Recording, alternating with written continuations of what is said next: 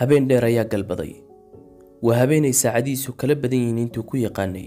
Wuxuu fadhiyaa kaabada qol madow oo ka mid ah guri ka kooban 4 qol. Waa 4 qol oo albaabadoodu mid mooye inta kale seegayso. Daarad ciid oo guluub naaqusa ka soo lushaaya hor fidsan. Geed marmariyana bartanka daaradda ayuu ku yaalaa. Midh sigaar oo dabkeedu farihiisa ku siisiqayo ayuu intii u dambeysay sanbabada u diray oo qiiqii muddo ilbiriqsiya laabtiisa ku abuuray dabadeedna cutub qiiqa hortiisa ku fadhiyay. waxa uu xidhan yahay macawiis sarandaa oo jactadsan iyo garan fiina. Labadaa shay waxna ugama sareeyaan waxna ugama hooseeyaan. Muuqaal ahaan waa nin dheer oo caata duuqaysa, midab ahaanna waa maarin madow xigeena, da ahaanna sodomeey ayuu fooda la sii gelayaa. Koodad wajiga ka soo fiiqan iyo indhaceel la moodo siday u gureen ayuu ku eegayaa quraanjo hortiisa yaacaysa. wax kasta uu eego maskaxdiisu fariin ka soo celin mayso, iyadaaba iskeed iska tallansan. hirarkii fakarka ee fiidkii maangadiyey ayuu iska dul sabaynayaa. xasuus walibana mid kale ayay soo xasuusinaysaa. tagtadii ayuu raad gurayaa sanadba sanadku ka horreeyay ilaa bilowga noloshiisa ayuu dib maankiisa ugu jeedaaliyey. waa fikir taxanaa oo noloshiisa ugu kuurgalo, sida qof dhintay oo taariikh nololeedkiisii qabriga loogu keenay. waxba iskama beddelaan noloshiisa, waa uu seexdaa oo soo toosa. dabadeed gelinka iyo wixii ka horreeyay ayuu ka fekeraa. goobadaas ayay noloshiisu ku wareegtaa. waa nolol bilaa sareeda ah oo mamase ka dheer. sababtoo ah inuu nool yahay iyo inuu geeriyooday waa laba gudboon. waa laba daran oo qadarku dooransiiyey dhalashadiisii ka hor. caawa sidii hore maaha oo xasuuso hore ayuu duunkiisa ka soo jafayaa. xasuus walow galo waxay ku jihaynaysaa meel daran oo dubaaqiisu la hogmayo. markaas ayuu isilowsiinayaa oo sigaar kala shidanayaa. sideedaba xasuustu waa caalwaa qofku nayaayiro ka raadiya marka waayuhu ku cuslaado ee timaadada dariskeedana uu ka quusto. isla sidaas oo kale xusuustu waa lidka rajada. mar kasta oo rajadu qurux yeelan weydo, galladihii tagtada ayaa wadhiidhi noqda. oo xasuusta ayaa noqota cudbi uu qofku ku dhayo boogihii waayuhu u geystay. uu waayuhu u yeelay. sababtaas ayuu isna uga xun yahay inuu maskaxdiisa la kaliyoobay, inuu fakeray iyo inuu leeyahay nolol hore uu waayaheeda laabta weli ku sito. waxa uu isweydiiyey markii ugu dambeysay uu nolol ujeeddo leh noolaa, qalbigiisu xasilanaa, aayahana waxsan ka rajaynayay. waa 3 qaamuuska noloshiisa la mooday in hal mar iskiisad laga mariyey. waxuu dib ugu celiyey xasuusta 20 sano hortood ah si uu u goobo macnaha jiritaankiisa. waxuu ka fekerayay wixii uu noolaa, oo muxuu u noolaan karaa wiil yaroo mii ka soo xarooday, intii badnayd ee noloshiisana tuulo ku soo qaatay. dabcan farxad. in lagu dilo nafsad ahaan iyo jir ahaanba lagu waxyeeleeyo haddii aad necbayd. waxa kaliya aad u nooleed waxay ahayd inaan waxba lagu yeelin, taasaana farxad ku ahayd. sidaas ayuu u fekeray. hanka ilmaha Soomaaliga oo dhan ayaa sidaasi u liita. wixii uu xaq u lahaa ee uu mudnaa ayuu riyahaan u naawilaa. dhidid ayaa dhafooradiisa ka daaya bakadka sigaarka iyo seesarka hor yaalla ayuu ku shuqulan yahay. hawsha maankiisu hayo ayaase ka badan midda uu faraha ka hayo. neeca waxa uu leeyahay iskaraaca laamaha geedka mooye sanqadh kale ma uu heliso. danse kamale oo jawigaa qabow ayuu isagu dhididayaa. waa kaas ka fekeraya farxaddu waxay uga dhignayd. waa kaas xasuustay sidii ay ugu koobnayd farxaddiisu nacnaca iyo qunjuraafka kale aan waxba dhaamin. waxaa hor yimid dabakaayo yar oo ay daris ahaayeen. waa dukaan aan weynayn oo bagaashka yaryar ee nacnaca iyo wixii la halmaala lagu iibin jiray. meel ayay noloshiisa kaga taalla xilligii damalo xagare uu ku noolaa. sababtuna waa in farxaddiisa halkaasi lagu iibin jiray. oo maxaa ka wanaagsan inaad taqaanid halka farxaddaada lagu iibiyo iyo inaad la socotid hadba sicirka ay joogto. dabcan waxba. qofku weyn haddii dareenkiisa la dhaawaco cafis uu ku doorsan karaa shay qaaliya oo lagu xaalmariyey, balse ma ilowsiiso dhaawaca. halka ilmaha yar ee kashiisu saafiga tahay xabad nacnaci wax kasta ilowsiin karto. waxaa ku jarribay inuu tagtada dib u dheehdo. waa murugada sababliyada ah ee weynaantiisa la soo daristay iyo aragtida taban ee uu nolosha ka qaatay. fadhiga ayuu beddeshay, uu ka fekeray wax kasta uu la noolaa ku taami jiray uuna rajeeyey. ma garan mana xasuusan riyadii uu la noolaa yaraantiisii. maxayse sheegaysaa oo agtiisa ka tahay hadda? kolley waa wax uu xaqiijiyay ama uu yeeso haddeer. baylood, dakhtar, madaxweyne iyo wax la mid a ayuunbuu ku taami lahaa. haddii uu intaas midun ku soo fekeray oo ku riyooday, samoodaraska carruurta ayuunbuu kala sidnaa. haatanse siyaasadda ama nidaamyada dowladeed gebi ahaantiis ayuu ka soo horjeedaa. isku dulnoolaanshaha ayuu hiifaa. nolosha inteeda ugu yare oo qof ku noolaan karo in lagaga gaabsado ayuu wanaag u arkaa. halkudhiggiisuna waa tanaasulka, doonista iyo ka dhabaynteeduba waa isla guryageyn. habdhaqankiisa marka la eego waa suufi, balse ruuxda uma goyn oo adduunka kama wada saahidin. falsafadda ma necba, haddana iimo iyo eed ayuu u hayaa falaasifada. muran madhalays ayuu ku tilmaamaa aragtiyada isku lidka ee falsafadeed. waxuu ku tilmaamaa in falsafaddu ay tahay oo daraska xaqiiqo lagu baadhayay. qofkii ugu horreeyay ee dadaal uu sameeyey oo runta ku baadi goobay dabadeed dadkii uu la yimi iima ka dhex baadheen wixii uu sheegay halabuurka ugu weyn ee aadamuhu inuu mandiqa yahay ayuu aaminsan yahay balse mandiqa laftiisa inaan xaqiiqo lagu gaari karin ee uu yahay halbeeg fashiliyay in aadamuhu isu garo iyo khaaqleeya ayuu ku doodaa taasna waxa uu sabab uga dhigay naanaysta faylasoof ay wada qaateen qof wax maleeyey aragti la yimid iyo mid wixii uu kaasi maleeyey iima ka dhex baadhay oo buriyey sababtaas ayuusan aragti falsafadeed adduunka uga haysanin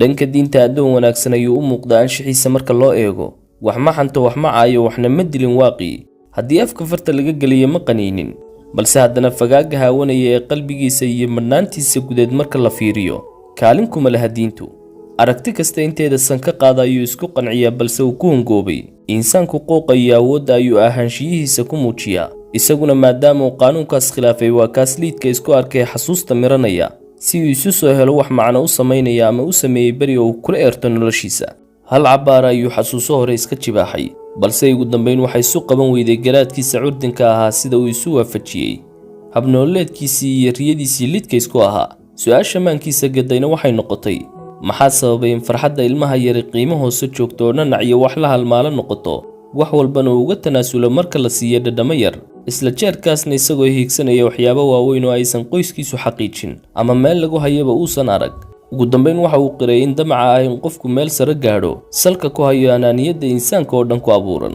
waa damaca dhalanka ee qof walba faray inuu soo taabto meelaan dadka kala gaadhin tusiyana waxay tahay inuu gaar u yeesho ugu yaraan ku qasba marka waayuhu laba dibleeyay inuu yeesho hami aan laga filayn oo cirkaa jaran waxuu yaqiinsaday nacnacaasi ahaa farxadda dhabta ee markaas garaadkiisu yaqaanay isla jeerkaasna uu si toosa wax uga tari jiray duunkiisa balse uu nacnacu ahaa barbilowga anaaniyadda qofka mar walow uu xaqiijiyo wax weynna ay sii yaraanayso qanaacadiisu ilaa heerka ugu dambeeya ah inuu waayo wax ka farxiya marka uu murugoodo si qof irbad lagu muday ayay tin iyo cidhib jiraraco raacday waxa uu xasuustay sidii uusan uga ilbixi jirin in lagu maslaxo maamacaan si walba oo noloshiisa wax ku qaaliya u waayo xataa markii aabihii dhintay ee uu dadkii ooyayay iskala ooyay isagoo aan garanayn waxa uu la ooyayey in nanac la siiyey oo aamusay ayuu xasuustay oohinta maalintaas seegtay ayuu 27 sano kadib dib u qaleeyey ilin kulul ayaa dhabankiisa bidix hoos u roortay dabadeed isha midig ayaa iyana ilmaysay oo sidii oo kale dhabanka midig u qoysay ilmadii waajibka ahayd ee uu iska riday ayuu iska tiray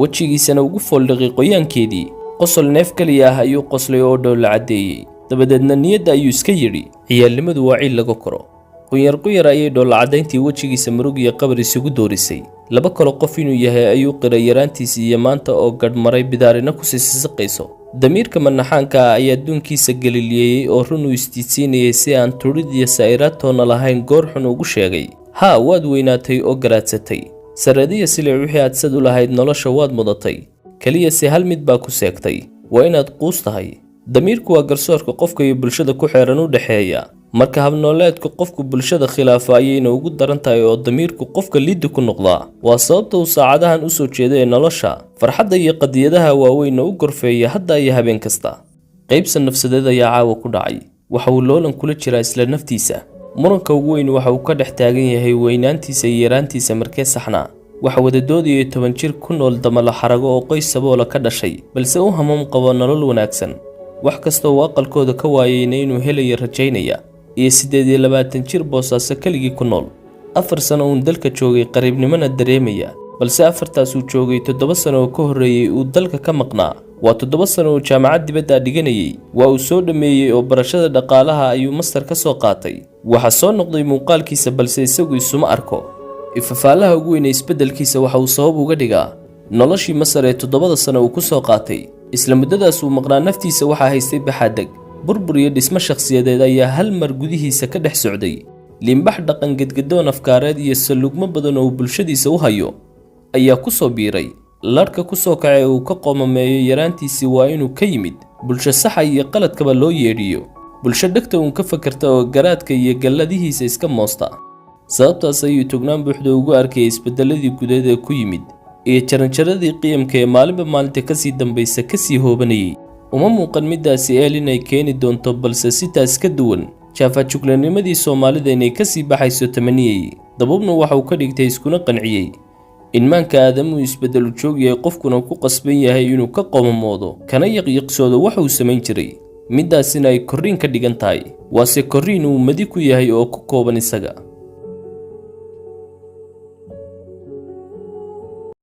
waa xagaa bilowgii damala xaraga roob fiican ayaa helay duurka iyo dureemaduna jeexyada magaalada ayay laba ligdoonayaan oo laydhi xagaaga ayay la ciyaarayaan baraaguhuna waatif kuwa aadka loo isticmaalo salaana masalaan ayaa laga cabay xoolo badan degsiimadu ma haysato reerka ugu badan xayn baa uga soo doogtay abaartii baxday waa magaalo aan weynayn oo gugan 10 jirsatay habnooleedkii miyiga iyo kii magaalada ayaa ku kulmay tuuladan dad ayaa u soo xagaabaxay reer magaala isla sidaasoo kalena reer baadiye abaaruhu soo mara duugeen oo caydhoobay ayaa iyaguna daanta kala degan oo tirada labada qolo haddii aysan reer miyigu badnayn way isceshanayaan goorahanba socod bay ku soo jireen si xorriyad leh ayay u soconayeen intii hore oo dhan balse hadda magaalada ayay ku soo dhowaadeen midooda foodada hagoogan mooye ta kale oo xijaab xidhan ayay dhankeeda isha ragga u badan tahay xijaabka ayay dabayshu soo caabinaysaa oo laabta kaga dhegaya iyana gacanta midig ayay iskaga fujinaysaa gacanta kalena jirkaan biyo ah ayay gabadha kale kula walaandaynaysaa quruxdu waa hawl iyo dhibaato ka maqan qofka foosha xun sababtaas ayay labada gabdhood midi dabaysha u hiifaysaa oo jidhkeeda iyo marada kala jiidaysaa halka midda kalena aysan baddaaba hayn oo yaaba eegaya gaadhidhayna ah ayaa xagga magaalada u soo socda indhaha ayay la raacayaan xawliga gaadhigu ku socdo iyo boodhka daba maqiiqan marna fog iyo bigaaraha ragga saaran ayay si faduul la midabo gaarkeed uga baadhaysaa hebello ay garanayso waase rag gadhka iyo gafuurkaba cimaamad ku duuban oo boodhka ka dhuumanaya socod iyo sheeko dheer oo ay soo gooyeen kadib waxa u muuqatay in gaadhigii dhayna ahaa midooda hablaha aqalkooda uu taagan yahay durba weydiin faduulla ayay tii kale ku horraysay na gaadhigiisu ka aqalkiinna hor taagan yaa idiin yimi talow isla su'aashii ayay jawaab uga dhigtay iyana oo tiri naamooyi ayaa noo yimi talow maanka ayay ka baadhay qof yimi walaalkeeda ayaanay u badisay markii ay guriga ku soo dhowaadeen filashada qof yimi waxaa meesha ka saaray yabaqa guriga haysta iyo dhiilada dhegaha qamar soo gaadhaya caasho koos oo saaxiibadeed u dardaar warinaysa ayaa ishayn weyday oo belada soo soomaysa sida ay keligeed aragtay uga sii hordhacday oo tiri naawalle waxbaa dhacay jirkaankii miyuu fududaaday mise naxdinta ayaa tamari ku lamaan tahay miday tahayba way la ordeen jirkaankii oo halkeer meel ah si xooga salka dhulka ugu dhufteen neefaad hindhiso moodid ayuu jirkaankii la fiishtaamay weydiime iscidhbanaya ayaa sida dawanka ambalaasta maanka qadan ugu soo hoobanaya haddii ay aamina raygal oo koonaha magaalada degan haatanna balbalada aqalkooda tiir ka mida ku tiirsan ugu soo sukayso dadka ay weydiisay maxaa dhacay jawaab kale ma aysan ka helin oo aan ahayn walaalka quulle ayaa dhintay dareenkeeda ayuu qof walba dhowrayaa isbeddelka wejigeeda waa loo jeedaa wada dhalashada si aan loo dooran karin ayaan qofna qofka kale ula wadaagi karin murugada uu dareemayo qofka walaalkii waayey sababtaas ayaa qadan iyo qamar loo dhowrayaa qamar oo curradii reerka ahayd waa la guursaday iyada iyo labadeeda carruura warka dhiilada leh ayaa guriga keenay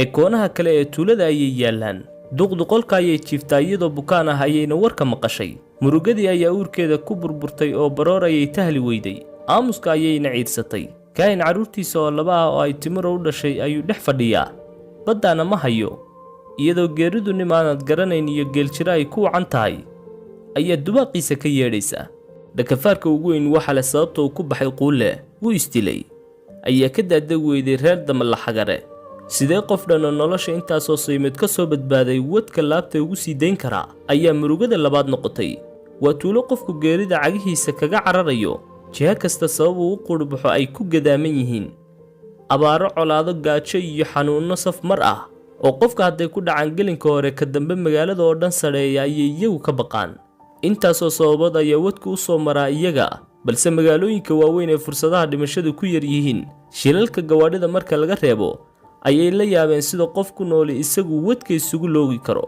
jawaabaha weydiimahaas kakan waxay ka heshay qadan markii ay furtay waraaqdii uu darawalku dhiibay ee la sheegay in qolkii quulle isku daldalay laga dhexelay waa waraaq bushqad cad ku jirta oo yaro jactadsan ayna muuqatay in hore loo akhriyey maadaama bushqadda badhfuran tahay maalin kadib xaaladii oo degtay iyadoo keligeed ah ayay hadhqoodaalka guriga ku furtay bushqadii oo waraaqdii akhriskeedii bilowday ugu horreyna waxay isha ku dhufatay ciwaanka ugu horreeya oo ah afeef intaa kadib toos ayay u bilowday warqaddii muhiim maaha inaan qurxiyo ereyada aan odhan doono waayo qof kastoo istila dareenka dadku ku akhriyaan dhambaalka uu reebay iyo tixgelinta ay siiyaan ma aha mid qofka ka turjumaysa, balse waa xushmadda ay geerida u hayaan. waayo waxaan qori doonaa waa hadallo caadi ah oo aan maalin kasta odhan jiray dadkaan ku dhihi jirayna ka loogu qaatay jilicsanaan bidayay. qof walba oo warqadan furi doona waxaan u rajaynayaa nolol sareedo leh inuu ku noolaado. middaas hadduu seego waxaan kula talinayaa geeri micno leh inuu dhinto. dhambaalkaygani waa sagootin aan ku soo khatimay naf wax badan saymaha adduunka lugaheeda kaga baxsatay, naf dhalashadeedu shil ifka ka dhacay ahayd, imaanshaheeduna uusan waxba ka duwanayn inuu habeendaad ka hoos qaaday geedkii ay ka soo dhacday, dabadeedna daad xoortu kula caariday degal kale oo aan geed la jaaday hore uga soo bixin, halkiina si qaab daran uga soo baxay. qof ka abuurnaa naf cadow ka ah oo ay tahay inuu ka badbaado, isla jeerkaana ay tahay inuu badbaadiyo si uu u sii jiro, balse ku fashilmay. istiidooyinka dhexdiisa yaalla qof ay ku sababeen in nolosha oo dhammi hal midab u yeelato, si walba oo loogu qanciyo quruxda dunida laguna sifeeyo midabka cuddoon ee jeegaanta. qof isagu ka fakara midabka uu yeesho wax kasta oo jiritaankiisu gebagaboobo, kaasoo ah midabka dambaska. akhriste, falka aad igu dhaliilayso ee aad qariibsanayso waa isla falkan qiimaha u yeelay dhambaalkan ee aad igu ixtiraamayso oo ah inaan isdilay. sababtaan isku dilayna halkan aan kugu sheegi doono. waa go'aan adagoo aan in badan ka labalabaleeyey, balse ugu dambayn waan fuliyey, keliya si aan u bayaxo maangalnimada istilkayga iyo saxnimada jawaabta aan ka bixiyey layligii noloshu ii dirtay. marar badan dhibaatooyinka nololeed waa kuwo aadamaha dheef u ah. ma ogi inay aniga dheef ii ahayd iyo in kale, balse mar walba oo ay jirto dhibaato aan xal u la'ahay, waxaan ka baaqsan jiray wadaan anigu sababtiisa qorsheeyey. marar badan ayay igu soo dhacday inaan nafta isdhaafiyo, balse haddana wakhtiga oo igu yaraa awgii ayaanan u dhiman jirin. mar ayaa dhacday anigoo diyaar ah inaan gaajo dareemay, adigoo humuum qaba ha dhiman ee bal wax cunoo hadhow isdil ayaan isidhi. dabeeto markii aan dhergay dhibaato kale oo xal iiga baahan ayaa ii muuqatay. sidii ayaan maalmo bilo sannadaba ku noolaa, iyadoo haddana fikraddii isdilku niyaddayda ilbiriqsi walba ay ku jirtay. dabcan tani waxay meel dhow iga tusisay macnaha nolosha. aan dhaho macnaha noloshayda, sababtoo ah qof walba isaga ayaa xaq u leh qeexitaankaas. anigu waxaan ku qeexay noloshayduba inay ahayd dhibaatooyin aan dhammaad lahayn, si taas la mid ahna u baahan furdaamin aan daal lahayn. haa, noloshu waa sida badweyn qofku bartankeeda dabaalanayo, mar walba uu hir fuulo hir kale meel fog uga muuqanayo, ilaa uu isdhiibo ama mawjadaha sirdimaya salka dhiganayaan. taasina waa waxa ugu yaray qofi samayn karo, maadaama aynu ka hadlayno in qofi noolaado oo keliya, balse inuu ujeeddo u noolaado waa hawl aad u culus. inuu ujeeddo aan naftiisa ahayn u noolaadana waa hawl xajmigeedu culayskeedu dunida u dhigmo. waqal laba dagaal ayaan ku jiray. duruufaha noloshayda iyo mowqifyada oo dhammina ay ka duulayeen. waa waxaan naftayda la rabay oo u halgamayay iyo waxaan dadka kale u hambeeyey oo cid kale aan u sameeyey dartood. ama aan dhahee laba marxaladood ayaan maray. mar aan naftayda u noolaa, maal magac iyo maadiyaadka kale la'ayniga ah oo aan maankayga ku hayay una noolaa, balse waan ku hungoobay inay buuxiyaan. iyo mar aan dadka kale dartood u noolaa, aanna tixgelin u hayay jacaylka, naxariista iyo xushmadda.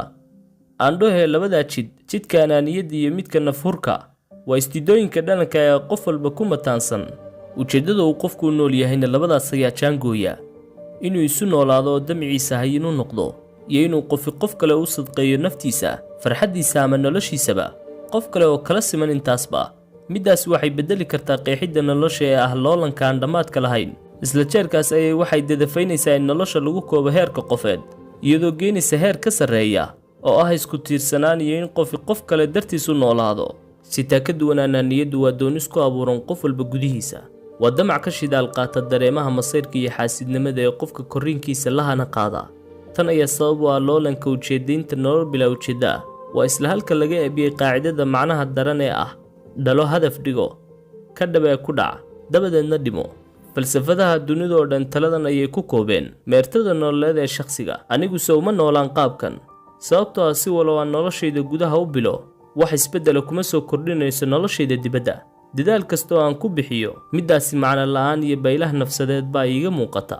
xataa haddaan isdiidsiiyo middaas, waa mid aanan sinaba waxba uga qaban karayn. noloshu way iga hor bilaabmatay, dabadaydana way sii jiri doontaa. saasoo ay tahay waxa keliya ee aan taransan karaa haddiiba aan sii noolaado waa in magacayga dadku sii hadal hayaan, iyagoo igu xasuusan doona waxaan anaaniyad darteed u sameeyey, sida inaan hanti badnaa, ama xasuusta dadka ayaan maal gashtay oo waxbaan sidqeeyey, iyaga sida inaan wax u taray. labadaasiba waxay caddaynayaan inaan ahaa qof jira oo dunida mar soo maray, balse gooraalaba wax nuxuroo weyne kuma jiro marka loo eego daleesha weyn ee ii muuqata ee ah macno la'aanta noloshayda. aadaminimada iskama saarayo oo ma lihi waxaan la ahayn dareemahaas oo dhan, haddana si uun weligay doonistayda ugama tanaasulin cid kale waaba haddii ay jirto dan aan u noolaaye si taas ka duwan weligay macnaha noloshu ii samaynayso kuma ladhin doonistaas sababtoo ah fal wal oo aan sameeyo waa mid aan ku qasbanahay samayntiisa dabcan taasina doonis ma ahee waa sandulle sida uu qofku ugu sandullaysan yahay inuu naftiisa ka badbaadiyo wax kasta oo dili kara ayuu ugu qasban yahay doonistani kubadday ah marka kaliya oo qof si iskii wax u dooran karaa waa marka uu goosto go'aan weyn sida inuu noloshaba ka xoroobo taasi waa aragtidaan nolosha ka haystay qadan wax badan kama aysan fahmin hadalka walaalkeed way fakaraysaa maankeeduna waxay isku mar ka fakarayaa fariinta ay akhriyeysay iyo heesta dulduulka ku soo gaadhaysa ee dabayshu soo qaadayso haddaad nolosha qawadaan nabadgala ahaa jira duco iyo waxsan ayay u rajaysay walaalkeed dabadeedna dabkii shaaha oo baxaya holaciisii leefsiisay warqaddii midabkii khadku uu sii tirmayaa xaashidii caddaydna way sii madoobaanaysaa ilaa ay ugu dambayn dambas noqotay